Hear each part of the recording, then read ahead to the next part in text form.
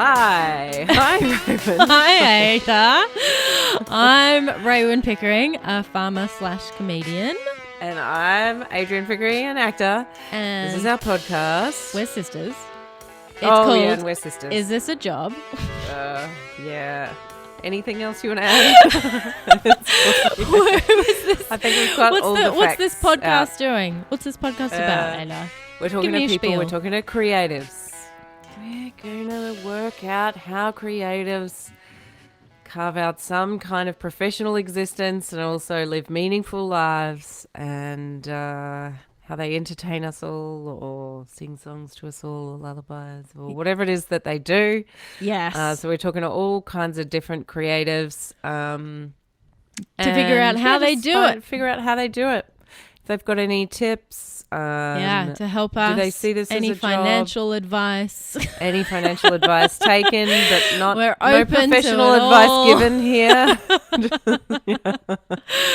Let that be said. And I'm excited for our guest today. So excited. I'm so excited. He is a theatre maker, clown, performer.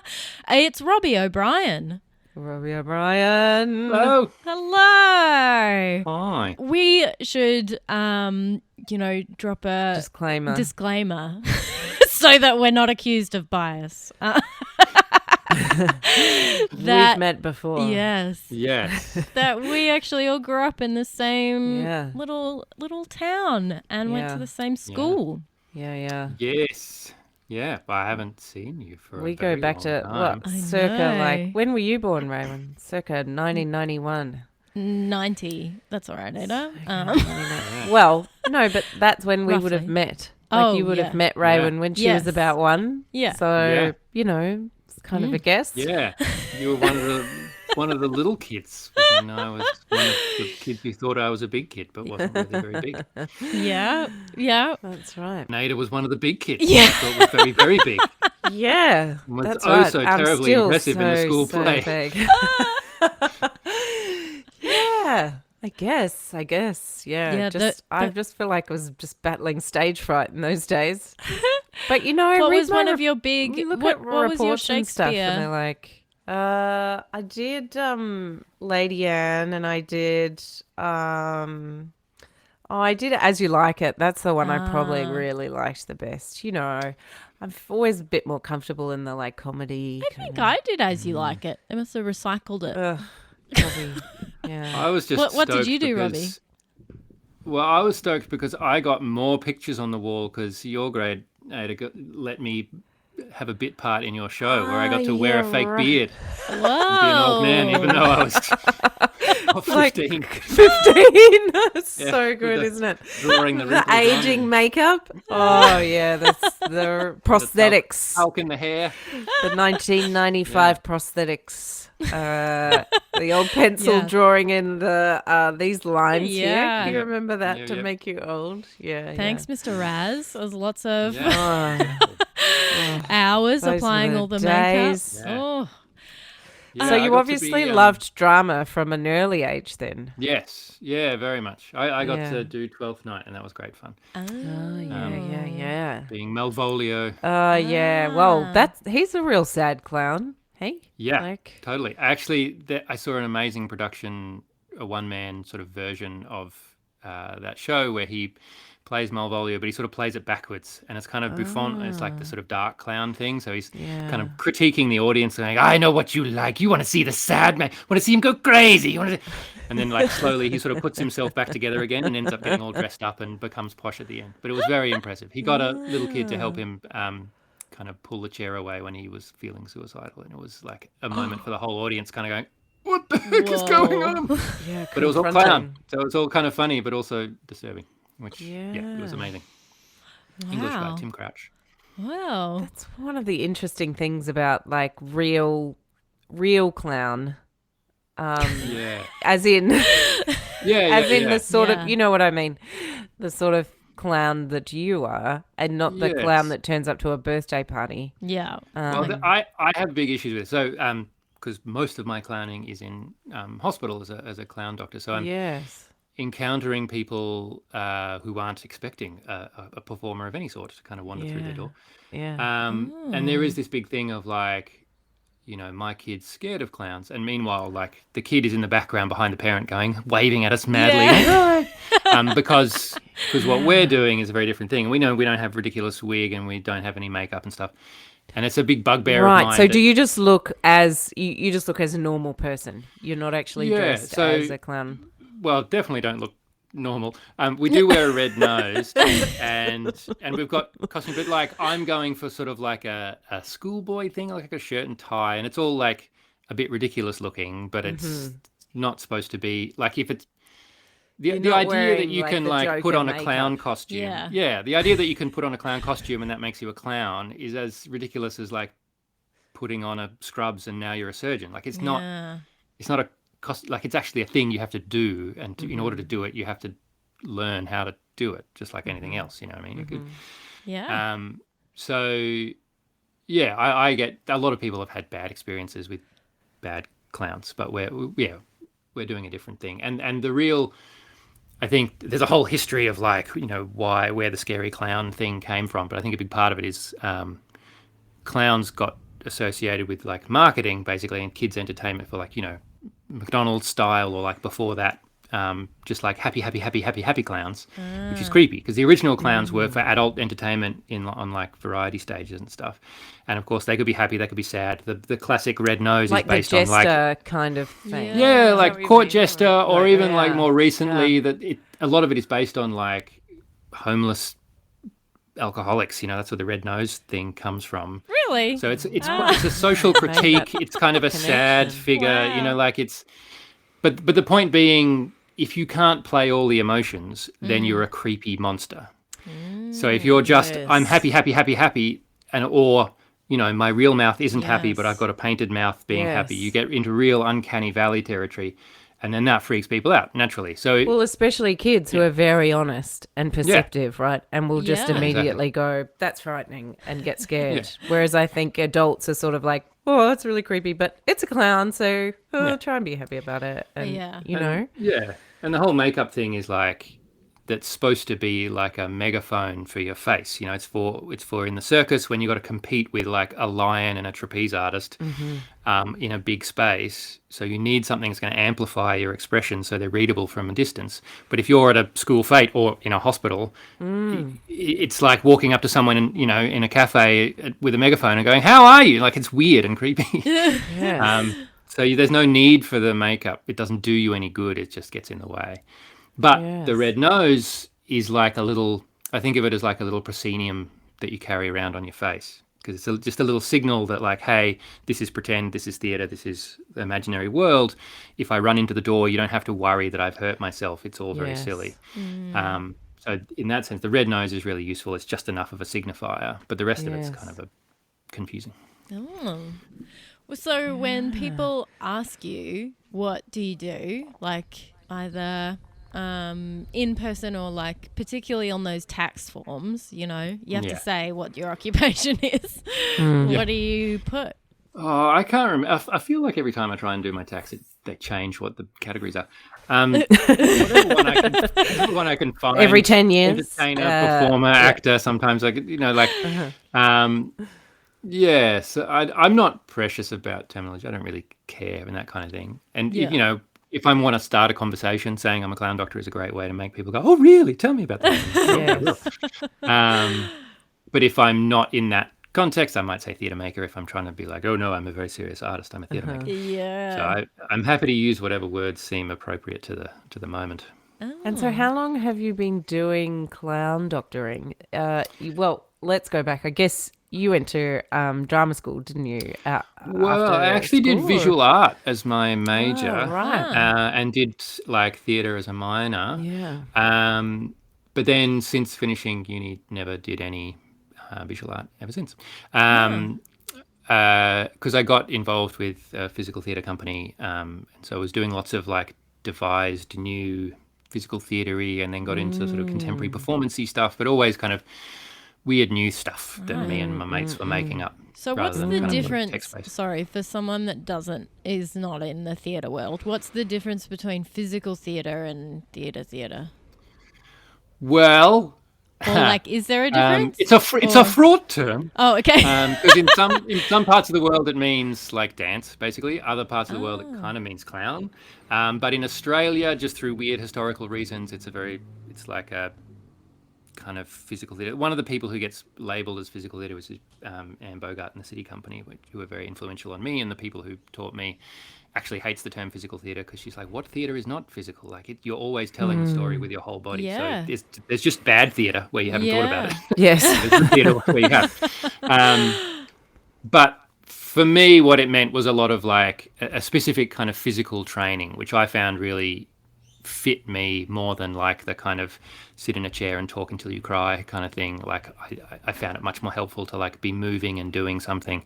And it's kind of tapping into maybe older ideas of theatre that are less kind of psychology driven and are more kind of in the body and more about like, you know, the sense of like if you've got a really difficult task to do with your body, you don't have to do as much psychological work to create energy and interest. And what you're experiencing is like, oh, it's really hard to do this physical activity while I deliver my monologue. But the audience puts the context of the play on top of that, and they read the shake in your voice as like emotion.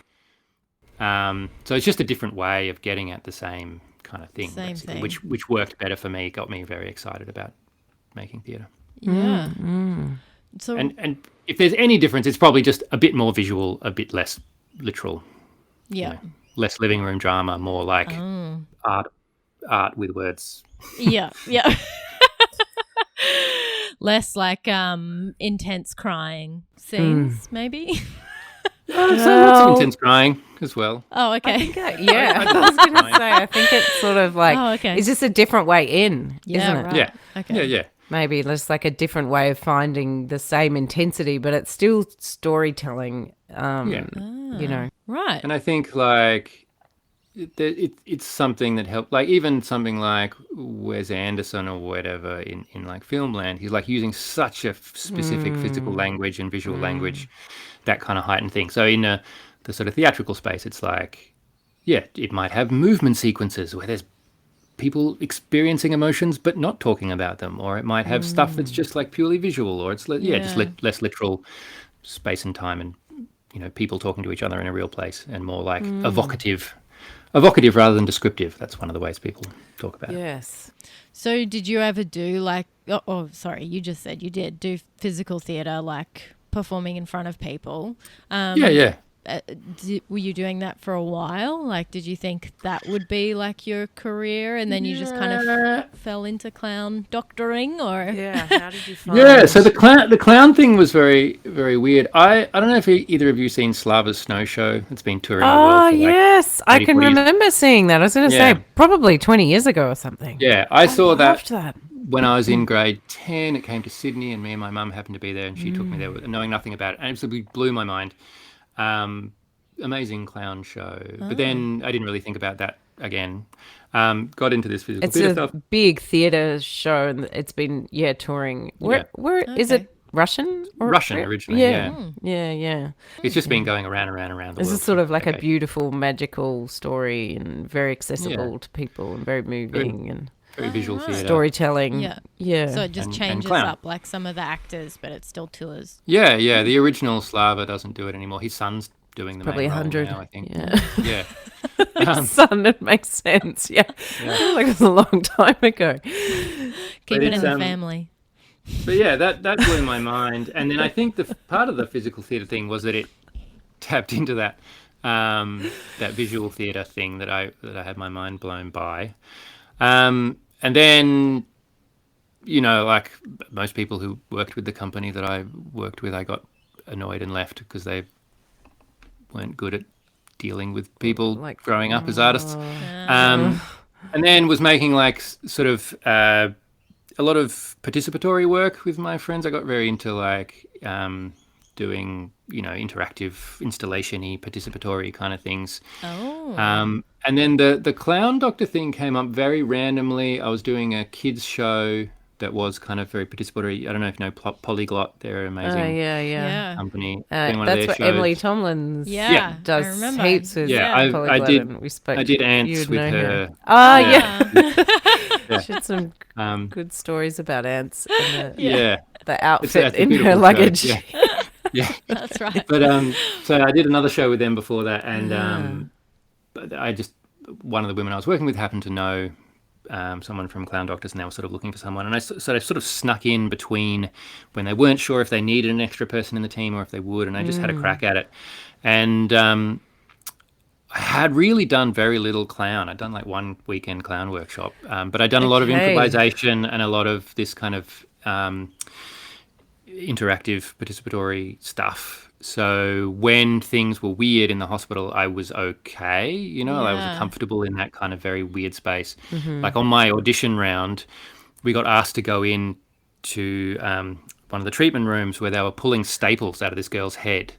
And me and the partner I was with, we were You mean in a clown way, or do you mean in an actual operation way? The doctors, she'd had a wound.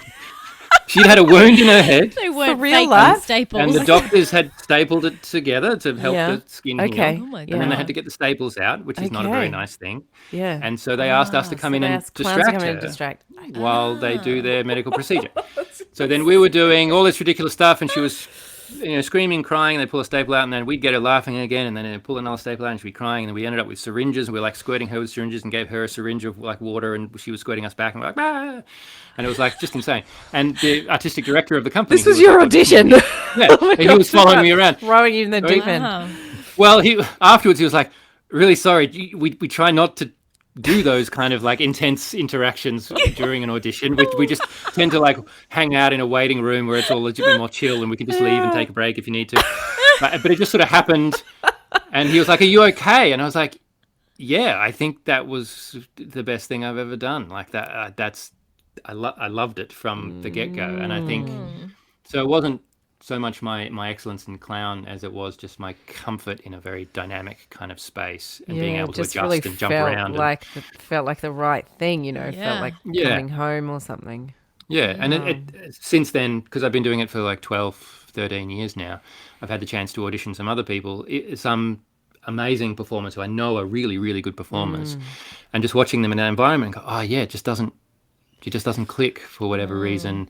Yeah. And I think part of what I've loved about it is not being the center of the thing, that to be in service to something else that's kind of bigger and more important, and be like, it's incredibly humbling in a really good way to be like in the middle of something, and then it's like, oh, here's the doctor you've been waiting for 5 hours who's going to say that you can go home now. I'm not going to hold you up to like finish my bit. I just got to get out of here. I got to get out of the way. And I think that's really good for me as a performer. It's been really, really good to just be in service to people's bigger lives, rather than like, you sit there and be quiet and watch me, because I've still got one act to go, and win an Oscar. Didn't get to the punchline. Quit heckling me. Finish my monologue. Yeah, exactly. There's a really great crying bit coming up. You're really going to be really moved. Yeah, it's like such a beautiful thing, isn't it? I think often as performers, the opposite can happen, and you can become really obsessive, and a lot of people go the other way, and I guess it's a stereotype, isn't it, of an actor just being so selfish and thinking about themselves and stuff. It's such a nice thing to have found the joy in it. Also, so daunting. Like, kids can be a really harsh critic. Have you had some real flops that it makes you be really resourceful and just deadpan? That's the brilliance of clown, like as a style, as a medium, as an art form. It's so adaptable, and because it's all about embracing whatever is happening. Like, one of the biggest rules of clowning is like the flop. You do a joke, it doesn't work, you get the laugh off just saying that didn't work, and then everyone's like, oh wow, you just named the truth, and now for some reason that's funny to us as humans. As soon as someone says something, that little burst of truth just gets a giggle out of us. So I think, with like sort of teenagers who are sort of too cool, like just trying to be very, very cool and failing is actually delight for them. You know, like if you tried to go in and be like jolly them up and be like, hey, let's have a good time. You're like, or if you go in and be like, oh my God, thank God, I've just been singing Twinkle Twinkle to all these stupid little kids. I hate little kids. Oh my God. Then they're like, oh, you're doing a different thing, you know. And I had one girl. We used to visit this guy who absolutely loved us. He was getting dialysis, and so he was in all the time, multiple times a week. And there was this teenage girl who I eventually found out was from down near Ipswich or something. So it was a rough part of town. She was a pretty rough teenage girl. And I was like, I feel bad. We're visiting this kid who loves us, and we tend to kind of stay away from her. So I'm going to go and try and make friends. And she was like, I was like, You know? So I just played the game of like, oh yeah, I'm not cool enough for you. I really wanted to be your friend, but I'm just not. I'm sorry. I've tried so hard to be cool. I'm not cool enough for you. And eventually, like, she was like, Are you really crying? And I was actually tearing up. And she was like, oh my God. And I was like, I'm not crying. What are you talking about? And that became the whole game. And every time we went down there and she was in there, I'd go and try and be her friend, and she would tell me I was stupid and I should go away. And then I'd get really sad. And she loved it. She thought it was brilliant.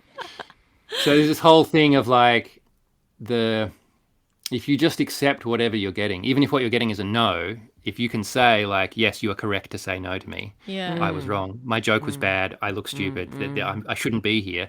As soon as you say yes to what they're giving you, all of a sudden they're in a better place. And even with little kids who might be a bit nervous, like another story that sticks in my mind always is like early on, this kid was very scared of us on the other side of the room, didn't want us to come in. We're like, can we come in? No. And then my mentor was like, oh, well, just in case any other clowns come around, we'll give you some clown repellent so you can make sure they don't get in here. And just went to give him a balloon pump. And he wouldn't even take the balloon pump. It's like, it's all right, I'll give it to Mum. And she can like show you how it works. And gave him the balloon pump. And then, you know, Mum pumped it and we like got blown across the other side of the room and slammed into the wall. And then the kid was like, give me the balloon pump. Come back. I was like, and they were like, come here. And we're like, okay. And he would blow us away again. So as soon as like he's got the power to make us go away, then he wants us to stay forever. Exactly. So it's sort of about empowering as well, isn't it? Yeah. It's interesting, like as a performer, the aim doesn't become to be a really good performer. It becomes like to make you feel better or to make you distracted or to make you feel empowered. You know, like it's about the kids. It's quite different to, say, doing a stand-up comedy show where I guess you're trying to make everyone feel better ultimately. But, you know, it's kind of different, isn't it? Like, to me, it or do you think feels the same? I think it's the same. It's just more direct. Like I would hope. Like I think like a lot of artists, you know, occasionally be like, you know, is being a performer just like a big ego trip, and am I just, you know, wasting my time? I should go and do something more useful and, you know, volunteer in Africa or something. And I've come to my own kind of understanding of like why I actually think the arts is super important, and all these problems that we have are actually cultural problems, and affecting culture is going to make more of a difference on a bigger scale than like trying to deal with all these little things. But it is really, really lovely to have something that is just so immediate and so direct. It's like, you were sad, I did art, and now you're less sad. Like it's so great to have that, and it's not this big complicated like we're trying to shift culture over a period of generations kind of thing. Yeah. But it's actually It's just very like, I made a difference to your day now. Yeah. Yeah. Do you find it hard to switch off, like after you leave? Do you think about those kids a lot, or how do you? Is it hard in that sense, or there's a few, but I had some challenges not that early we have on. to switch off, by the way, but you know, just one was having kids and just being like, surely one of my kids is going to get a terrible illness or injury, or there's, you know, at some point. Because you've and been I had exposed to like that world. Yeah. I just had to kind of remind myself that my view of kids is this incredibly weird little niche of all the sickest kids in Queensland, and is not typical of like what I can expect as a parent.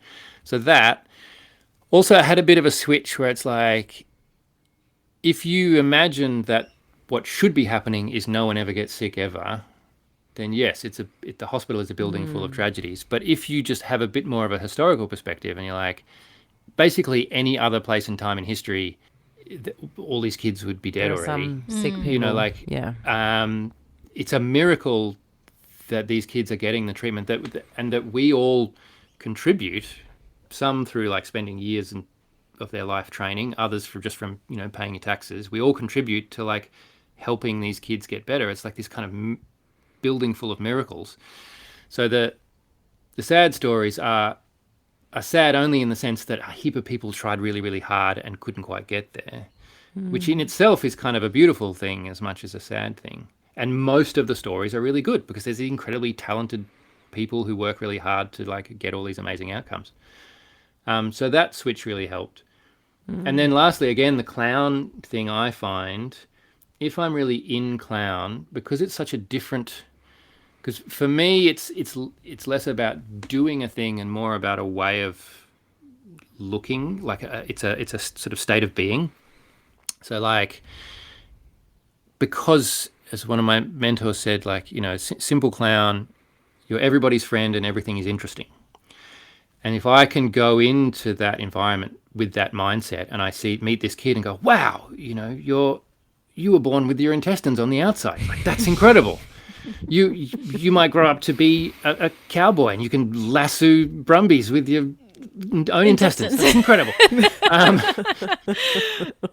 So if I'm in that state and I'm just really interested, and I don't have, because I have the privilege of not having to be involved in the story of their treatment, where the nurses and doctors are very much involved in that. I'm just there to have the best time that's possible to have in that moment. You don't give the doctors advice? Like, I think you should put them back in. No. I mean, I tried. They don't listen. Yeah. Thank goodness for that. But I find I don't record whatever I do find out about their story. I don't record in the same way that I would if it was my friend's kid or just someone that I happen to know, because it feels a bit like I've just turned off that part of my brain that would be upset by those things. And so even though after the fact I can intellectually know that it's upsetting, somehow I haven't recorded that emotional memory at the time. So even though I'm like, wow, man, that's really sad, I don't carry a lot of grief around that or trauma around that in that space. Wow. Is that something you had to learn though? Like, I didn't. Do you think other clowns sort of happen? Do other clowns have burnout and stuff like that? Yeah, I mean, and the organisation that I work for, Dr. Clowns. They're called the Human Foundation, a charity, and they're very good with that. With we have an EAP we can check in if we need to. We do debriefs after rounds, and we're very if there is some particular interaction or we bump into someone that we've known really well and find out some sad news about them, then we're very welcome to sort of go take a break and just process that in however we need to. And I know other people do take it on more than I do, so it's probably partly a personality thing as well. Yeah, clown thing. But but I do think it's an amazing kind of state of mind to spend time in, to be that, have that clowny kind of outlook on the world. It feels to me a bit like a meditation. It's a very nice thing to go and spend time doing. Do you think it's made you be a bit more like that just in general life? Or are you just like total Grinch as soon as you take the nose off? Yeah. You're just like, I've been laughing all day. I can't do this. It can be a just bit tell like me how that much sometimes. the milk is, lady. Yeah. Sometimes I've felt bad with my kids sometimes, because sometimes I come home and I'm like, yeah, super playful mood. Other times I'm like, I did playing. I've did been it playing for hours. all day. I need to stress about bills, and you should have done Just your homework. put your own shoes on, for goodness sake. God. Yeah. So I sometimes there is that. Well, that's a very normal parent. Yeah. But right. But I think it's a good thing to know I can do and to be able to tap into. I probably should more than I do. But yeah, when I get home, I'm doom scrolling like everybody else and freaking out about the state of the world. But it must be like, it's kind of nice though, being a clown doctor. I mean, you're not expected to have as much of a impact on social media as I guess a lot of other, because you're not trying to sell drum tickets up. Yeah. to your show. No.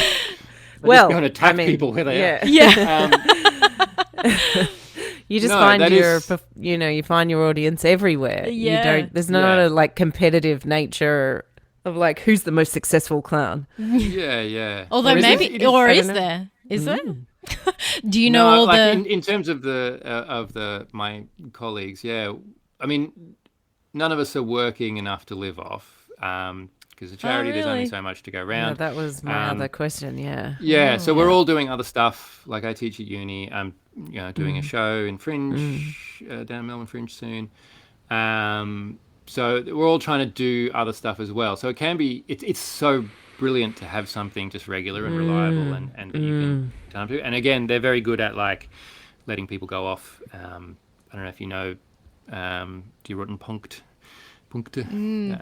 Yeah. comedy music duo. They're great. Claire's a clown doctor. She, go off and do Edinburgh or play yeah, Glastonbury, yeah. and then Yeah, come back and okay. she can go and be a clown doctor again. Yeah. To sort of fill those gaps. So it's really great to have that. But it is a bit of a juggle trying to be like, okay, I'd like to do more of this. How much work is there sort of to go around? And then if I'm doing other stuff, I'm less available for that. So then are we going to need to get another team member? And then there's even less work to go around. It's all a kind of, Right. it's a juggle like anything. But it's a nice piece of the puzzle to have and to be able to rely on. Yeah, because and a nice outlet for like that expression, I guess. If your other job is teaching at uni, it isn't like fulfilling that kind of Performance creative every day. desire. Yeah. And that's one of the reasons I'm doing a show. I'm trying to do more shows. I sort of didn't do a lot of like making shows while the kids were younger, and now my kids are older, and so I'm trying to take more time to do that because I'm like, actually, I do want to be the center of attention. I do want to shut up and listen. I want to craft something and make it really good rather than just So I just sat down and wrote a play. Wrote a one-man show. Cool. So is this what feeding a was your different part first of me. kind of one-man show? It's the one I'm doing down from Melbourne. I did it up here. Oh, okay. Wow. Last year. Yeah. It's called Melancholopedia. It's about the internet and how we deal with our own emotions when we're getting bombarded with kind of new information and other people's emotions all the time. And it's a bit about like masculinity and a bit about kind of my dad and a bit about like just trying to make it's kind of I feel the urge to be a middle-aged white man who's trying to now be an expert in everything. It seems to be an innate urge You heard the to start my own calling. podcast and to I should really do video essays and tell everyone how the world works. And luckily I have enough self-awareness to kind of be able to poke fun at that in myself a little bit. So it's kind of like a guy who wants to do a TED talk. And is really not equipped to do a good job of it, and it all goes horribly wrong. And the slideshow has its own ideas and starts disagreeing, and it all turns into a horrible mess. Wow. Yeah. So are you like just excited to do that new, different thing, or are you it's just a great different thing to do because and... always. And it's like, to write something, firstly, like I wrote a movie during COVID that was like one of my COVID projects. Like, this is really fun to like sit down and it's all just me. I'm not like improvising with a partner and dealing with other kids and families and doctors and space, blah, blah, blah, and always bouncing and Like jumping, which you is can really fun. control it. Yeah, but to sit down and go, actually, I think it would be better like this and, really craft it. It's really fun. And then just to have something that is really sort of my point of view, because as much as like, I try to be as broad as possible in clown doctoring because I don't think it's useful to be happy all the time, like I was saying, so I get to be sad and be cross and do all that. But there are limits on the kind of things I can say and the kind of topics I can kind of play with. Yeah. So it's nice Not a lot to of kind of doom really... scrolling talk. And, The 10-year-olds in hospital. Exactly. So it's nice to kind of jump into other stuff that's kind of running in more my adult. brain and kind of dig into that and unpack it and what do I really think about it and how do I talk about it.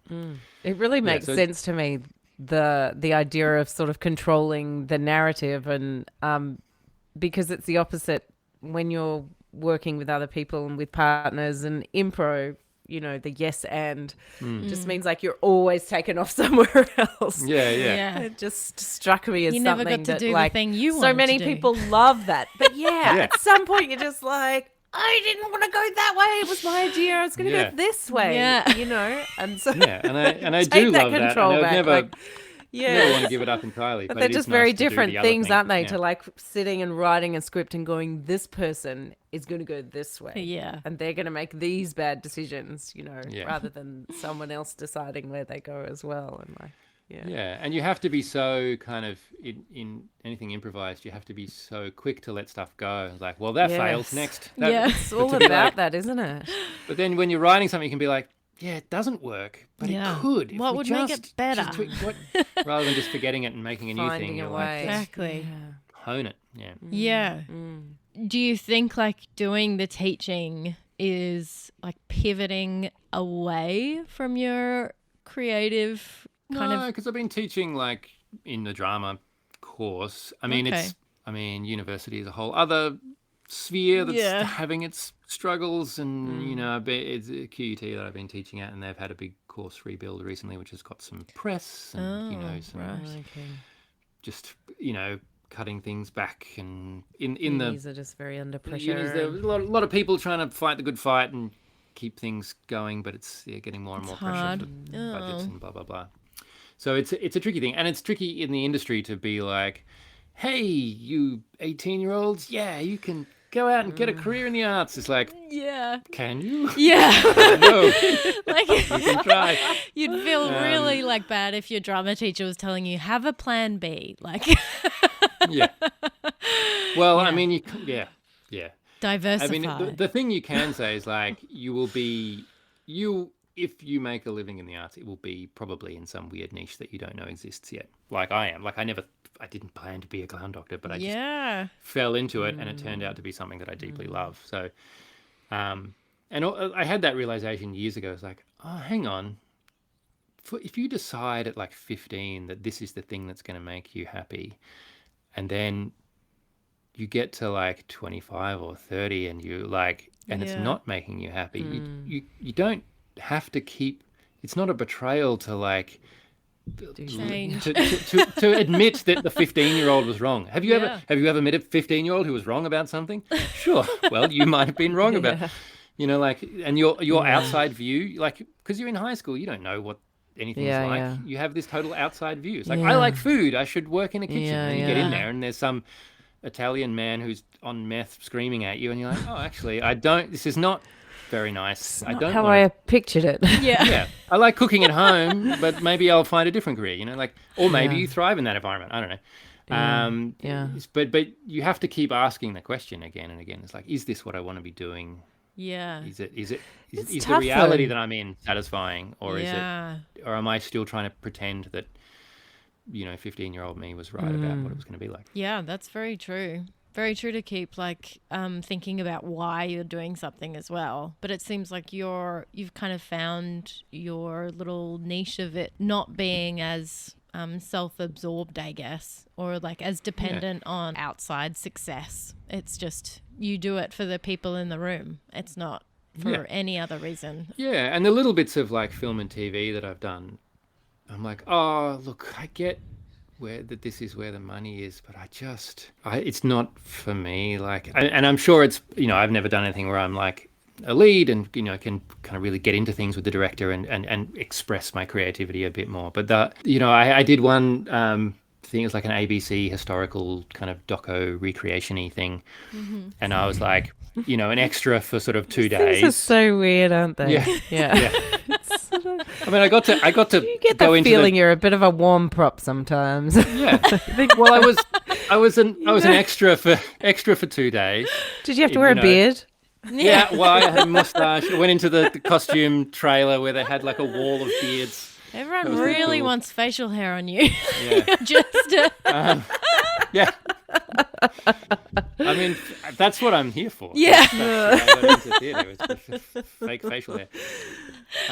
But I mean, genuinely, I realized about myself, I think part of what I love is just being backstage. Like, I love being on set and going in the trailer and getting makeup like it. That all is a delight and a pleasure. But yeah, I was an extra for 2 days, and then on the last day on that location, I had a bunch of lines. So then I was like a sort of, it was just so weird to me to be like sitting at the extras table and being like feeling so distant from the director and all the actors, and all of a sudden it's like my day to do something, and all of a sudden it's like, oh, come and sit with the cool kids, and then all the other extras are like, oh, you think you're better than us now, and all the actors are like, oh yeah, you're one of us. And I'm like, this is just such a weird, it's just not what I got into theater for, especially because my background is in this kind of devised new work, like a bunch of friends getting together and go, what should we make? Like, could it be this? Could it be that? Let's try this. Let's try that. And it's so collaborative from the get-go. Yeah, I don't think I could be happy in that environment. Maybe if I was a director and was answering a million questions every day and having a finger in every pie, that would be fun. But as a performer, I don't think I could. It wouldn't satisfy me. Whereas this kind of hospital environment where everything's live and you're always jumping all the time. It's really satisfying. Yeah, it sounds way more energizing than the other thing, which is just sort of totally. like. Just sitting in your trailer for hours and hours. Are we getting paid for this? Yeah. And I just feel bad. There's all these people running around doing things. And I'm like, do you want a hand? Can But I they all carry want something. Oh, but they're all being paid to do it too. Yeah, so exactly. I think everyone's happy to be making money and yeah. probably feeling the same sense of awkwardness and And they're experts at it. And if I tried to do something, I'd stuff it up and waste everybody's time. But it's like, I just feel super awkward standing around. That's film sets, I think. Yeah, yeah, totally. Did you ever have, a moment of like, it kind of seems like you've been pretty happy and going along, but I'm just wondering if you ever had that moment of like just feeling really like low about it, or like, like the arts in Australia is really hard. What's the point? Yeah. How can I keep? I just want to be a surgeon, or like I want a sensible job, or maybe I can go do this instead or something. Yeah, constantly. Like it's not in terms of the work I'm doing, I love it all. There's just not enough of it. Yes. So and it's just very hard to just the financial side of things. Know where to put things. And like, and I guess I but don't it's know, hard, this hard seems for lots of weird, but people. is there a career progression for clown doctors? Or like No, and that's one of the frustrations. You be the clown surgeon and then the clown, like, what are they called? Registrar? Who are the people who manage it's a the very hospitals? very flat kind of organizational hierarchy. Which is that which must is be tough. that's frustrating. Like and then because you mentor someone to like join the team, and you're like, oh, now that I finished, now they're taking my shifts. Exactly. I've trained them too well. They're funnier than me. So it's and it's a weird thing. Like you're saying, you don't have to fight for an audience or be on social media or whatever. But also the flip side of that is on my resume, my 12 years of clown doctoring, and being for hours and hours and hours in front of an audience every week for the last 12 years is like one line on my CV. So it doesn't look like I've been doing anything. I guess it depends what sort of job you're going for. Oh, For a lot exactly. of people in the theatre industry, they would think that's quite good. But I guess, but it's not as kind of like it doesn't look as good as doing a fringe show every other year, or being and doing this. Even if I did go and do some TV thing, which was an absolute like zero effort. Like I was working a checkout, and I bipped something and smiled, and they'd be like, "Wow, great! You're really working. You really know your stuff." And it's like, put that in the show reel. That compared to like what I do in a clown doctor day in terms of performative skills and exercise and being a better performer, becoming a better performer is like ridiculous. But it doesn't look that way unless you know what you're talking about. And also because of the whole clown thing, a lot of people don't know there is a difference between like the sort of theatrical tradition of clown and school fate clown. So when they're like, "Oh, clown doctor, that's nice, that's lovely," and they don't have the education to understand that it's an art form that it has very specific kind of skills. Rules. And, Yeah. Have you ever trained at that place is it Gaulier? Yeah. oh yeah, What's no, no? no, do I've you? worked with people who have Is that worked funny or there. Right. I A lot saw of an Australian amazing people show. go to this amazing teach. You could introduce Yeah, it yeah. better, probably, Robbie. But it's basically like a clown school founded by a very famous theatrical clown. Yeah. Yeah, he used to France. work at Lecoq, which is another famous theatre school in Oh, yeah. Paris, and he started his own because it's clown school. It's a lot of famous people have been there, and it's like the Yeah. one that you're supposed to go to. And he has a very, very particular style, which is mostly about heaping abuse on you until you become funny. Oh, Yeah. that's Which right. works I for some forgot people, about but that, not that for sounds others. terrible. Yeah, I really hate that. Um, Yeah. yeah, I read it. Don't I go read it there. with Don't go there. Life's too short. Yeah, I mean, you hear some great stories from there. I don't know if you know Zoe Coombs-Marr. Is a, Yeah. She's yeah, great. comedian and performance maker. She did a show, Trigger Warning, where her kind of misogynistic male stand-up character Dave. was Yeah. upset. Yeah, Dave. He was upset about the feminazis on Twitter coming after him, so he thought he's going to have to kind of broaden his skills. So he goes to Gaulier to learn clowning.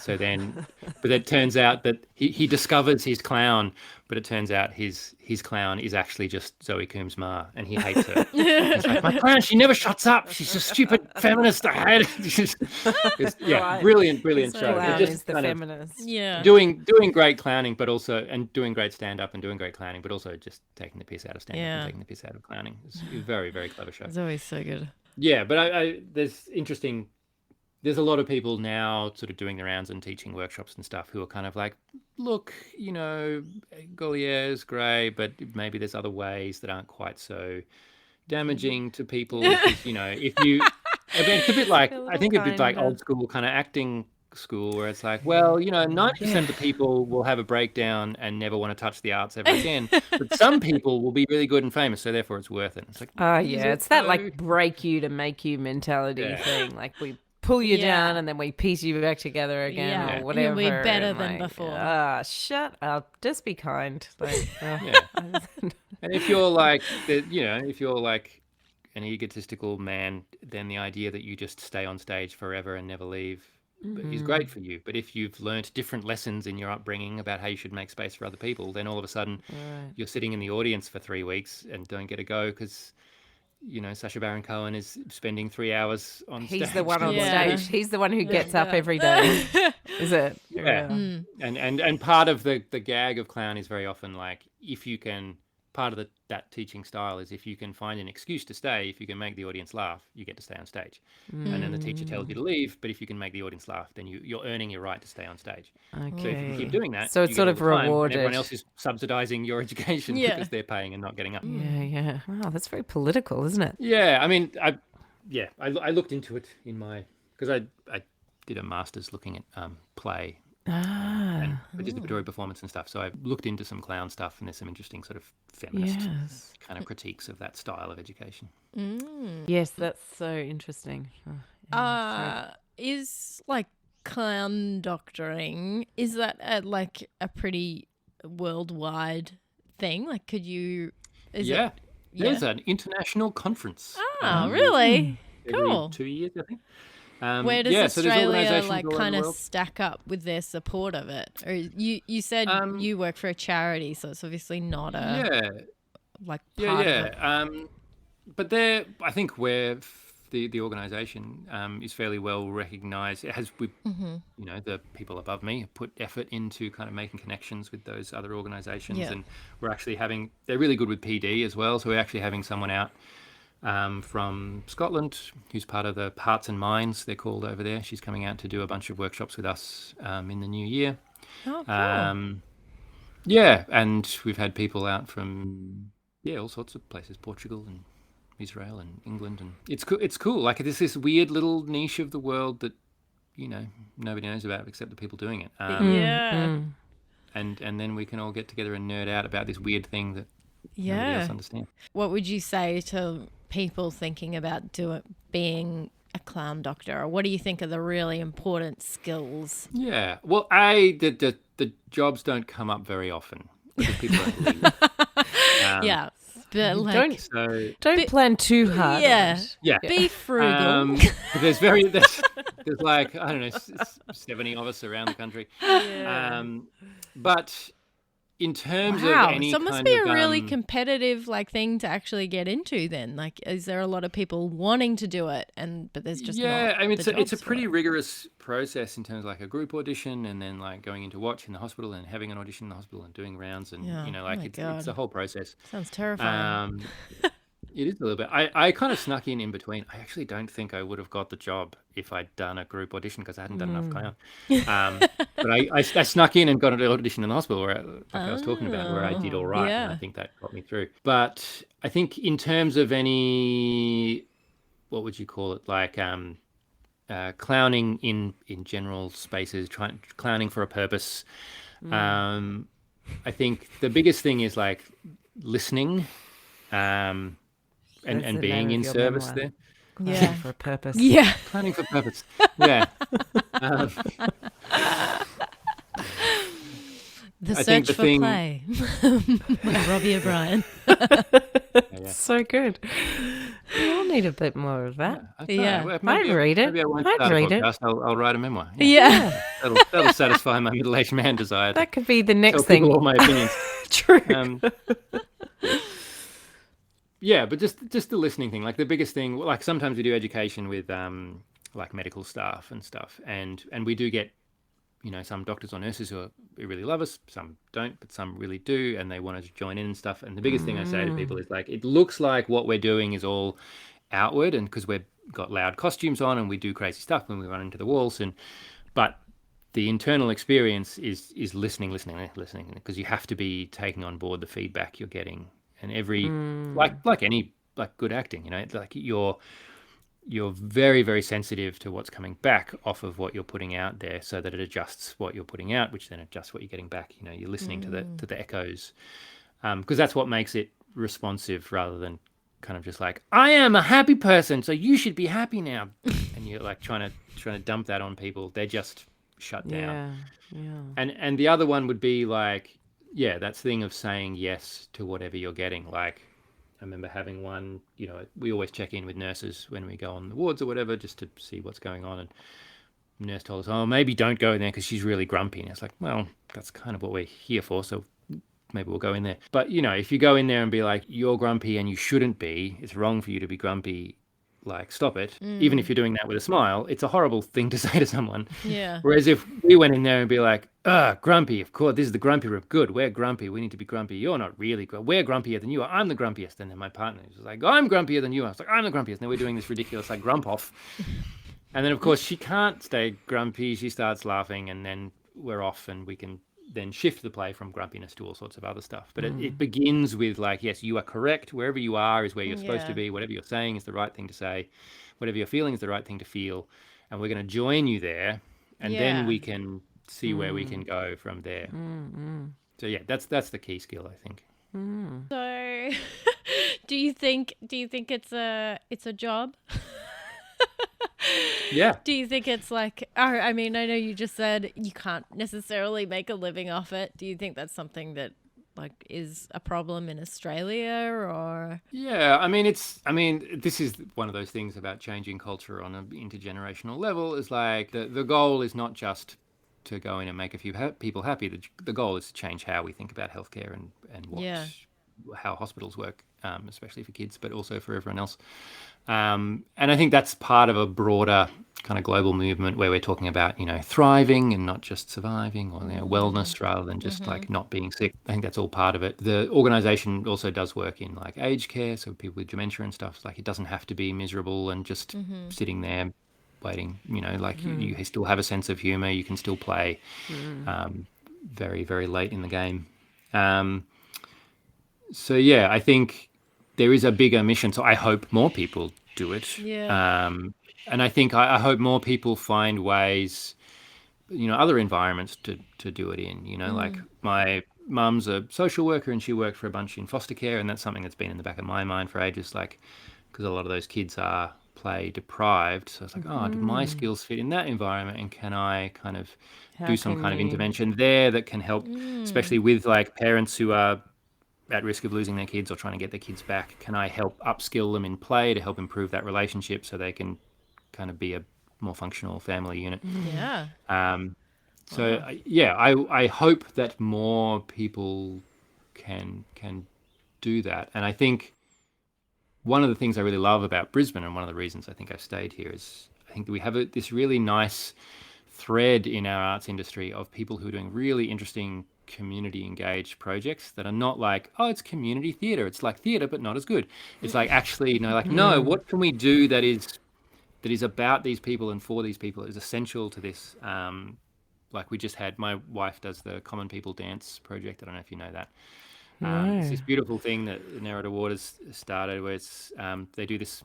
It's an Eisteddfod for all the people who were sort of rejected from the Eisteddfod when they're in school. It's like all these kind of just sequins, and it's a ridiculous, jaggy dances, and they put on this huge show, and they do classes all through the for year. Adults. Yeah, for adults, Like and it's just a very yes. beautiful social environment to just be silly and move and get some exercise and hang out with people and be ridiculous. And she's very, very good facilitator. But it's like the skill involved in how she sets up that space and makes it accessible to people and makes it warm and welcoming. And there's an art to that as well as like the product.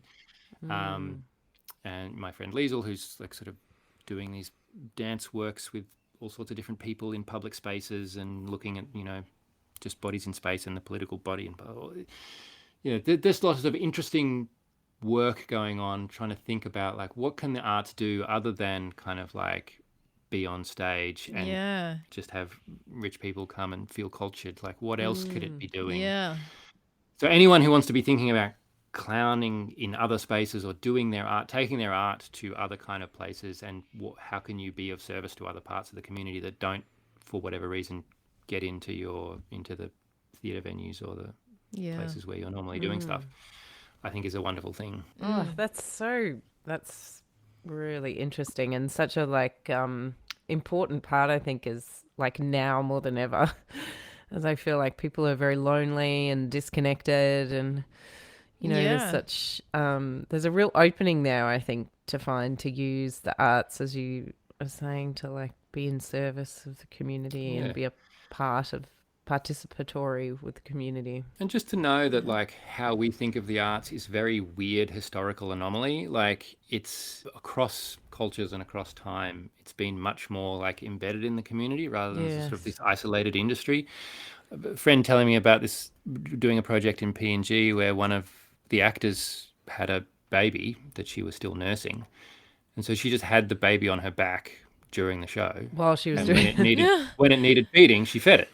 Because the whole assumption about art is not like, suspension of disbelief and you are the character and you lose yourself. And it's like, no, that's, you're the whole person that is doing the art. So. Yeah. Brenda, my neighbour, and she's got a kid. So why would she not have be doing a kid? that? Yeah.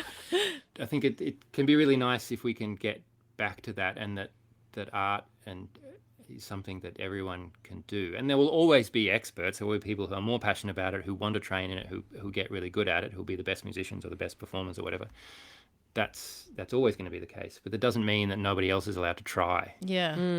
Or that their efforts aren't worthwhile and can't change people in even like a much smaller way, which is very impactful.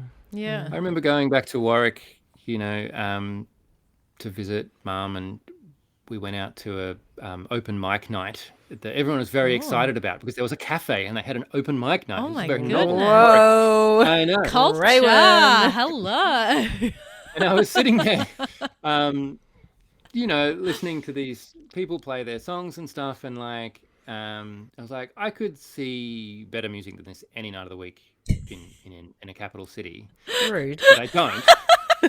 But also...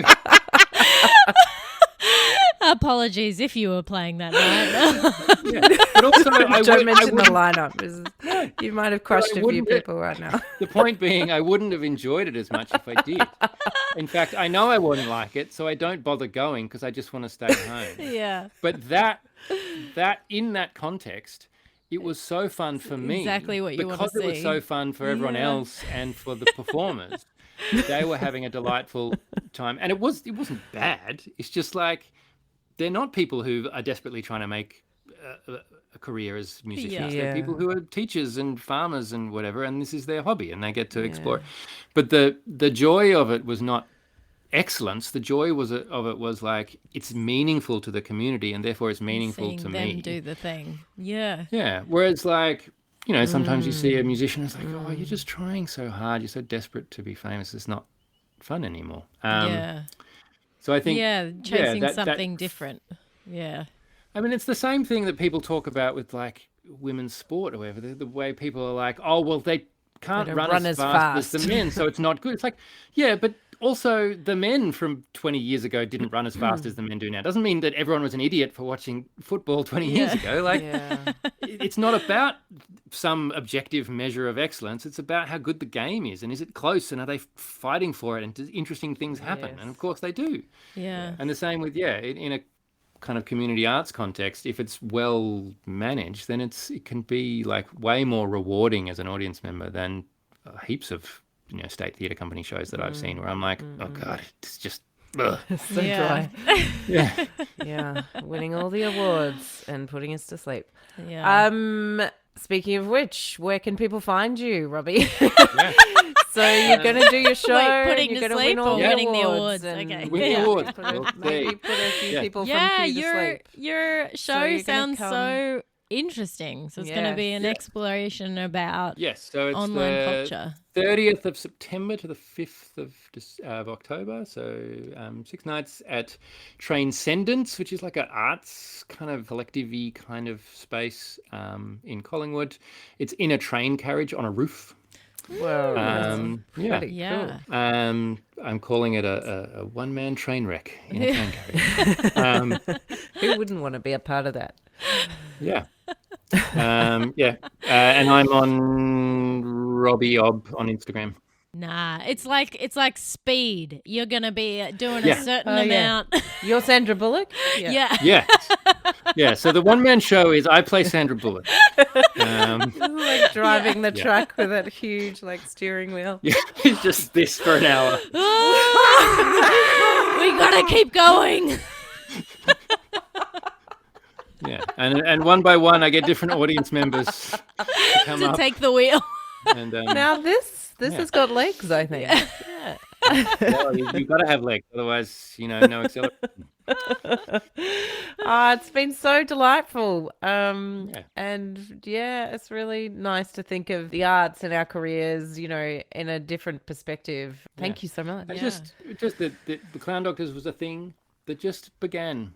There was a clown and there was a doctor, and they're like, hey, let's start a thing. And they did. And it's still going like 25 years later. So if other people want to start things, believe in yourself. You can make a thing happen that is weird and rad. Yeah. That is so meaningful as well. I think that's what's kind of stuck out. Is like your conversation, you're really looking for more meaning and I guess like a way to contribute to the community, which is be proud of. Yeah, exactly. Too often you're thinking about running your own race and you just gotta, I guess, think about bigger things sometimes too. Yeah. And then sometimes I wish I was more of an egotist who just drove my own career and could afford to buy a house. But oops. Yeah. So people should go to the Fringe Festival website, look up Melancholopedia. Yeah, it's a brilliant title for making people confused and giving up on booking a ticket. No. Well booked. Thank you very much, Robbie. Thank you, Robbie. Thank you. It's really fun. Yeah, thanks for talking to us. Bye.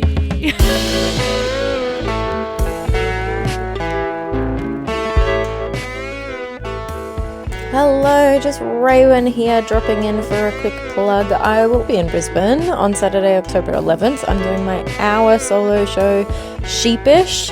I'll be at the awesome Good Chat Comedy Club on Caxton Street. Those guys are doing great things in the Brisbane comedy scene. Head to goodchatcomedy.com for tickets. I would love to see you there.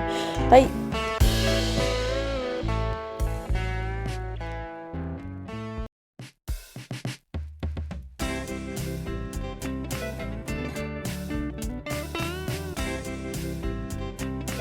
Thank you for listening. If you liked us, please tell a friend or two. Apparently that's how these things work. We want to acknowledge the incredible stories, culture, resilience and creativity of the Aboriginal and Torres Strait Islander communities, in particular the beautiful lands of the Wurundjeri Woiwurrung people of the Kulin Nations, where this podcast is recorded.